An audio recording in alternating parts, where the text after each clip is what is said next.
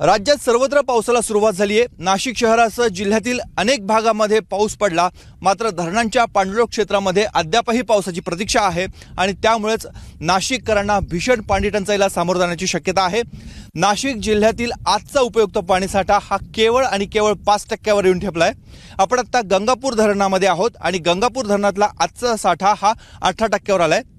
गंगापूर धरणातली ही दृश्य याआधी आपण क्वचितच बघितली असतील, कारण माझ्या मागे आपण बघतोय की गंगापूर धरणाचे 9 गेट आहेत आणि ह्या 9 गेटचा परिसर हा पूर्णपणे खडकाळ झालाय। इथे एक थेंब देखील पाणी बघायला मिळत नाही।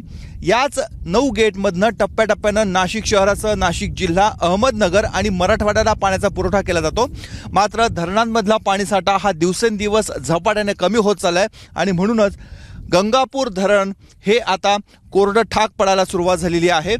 येत्या 8 ते 9 दिवसांमध्ये धरणांच्या पाणलोट क्षेत्रामध्ये म्हणजेच त्र्यंबकेश्वर, इगतपुरी या भागामध्ये जर पाऊस झाला नाही तर नाशिककरांवर पाणी कपातीची टांगती तलवार ही कायम आहे।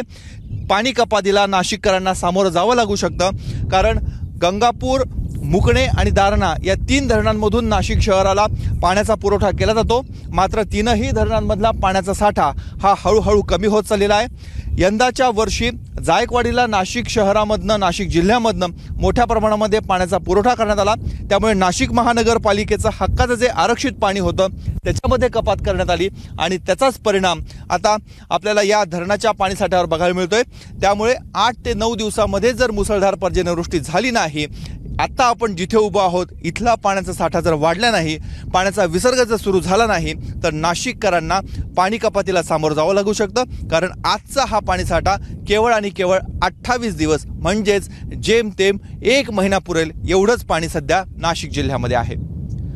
कॅमेरामन मयूर बारगेसह मुकुल कुलकर्णी, एबीपी माझा, गंगापूर धरण। एबीपी माझा, उघडा डोळे बघा नीट।